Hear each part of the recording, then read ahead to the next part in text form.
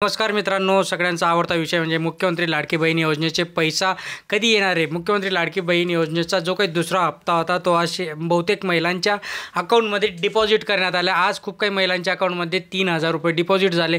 तरी 3,000 रुपये आज कोणत्या महिलांच्या अकाउंटमध्ये डिपॉझिट झाले हे पण आपण जाणणार आहे। त्यामुळे शेवटपर्यंत बघा। चॅनलवर नवीन असाल तर सबस्क्राईब करा, लाईक करा, शेअर करा।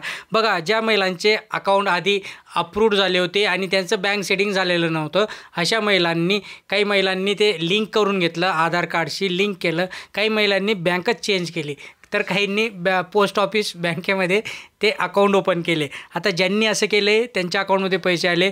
परत याच्यामध्ये ज्या महिलांचं रिजेक्टेड होतं, बघा, ज्या महिलांचं रिजेक्टेड देखील दाखवत होतं आणि त्यांनी नंतर मग फॉर्म एडिट केला, त्याच्यामध्ये त्यांनी कोणाचं बँक अप्रूव्ड नव्हतं तर बँक चेंज केलं, कोणी लिंक नव्हतं तर लिंक केलं। सो अशा सगळ्या महिलांच्या अकाउंटमध्ये 3,000 रुपये डिपॉझिट झाले। आता याचा जो काही पुढचा हप्ता असणार आहे तोही पुढच्या महिन्यामध्ये डिपॉझिट होणार आहे। आता ज्या काही महिला राहिल्या, जवळपास 80 लाखाच्या वर महिलांच्या अकाउंटमध्ये पैसे डिपॉझिट झालेले आहेत।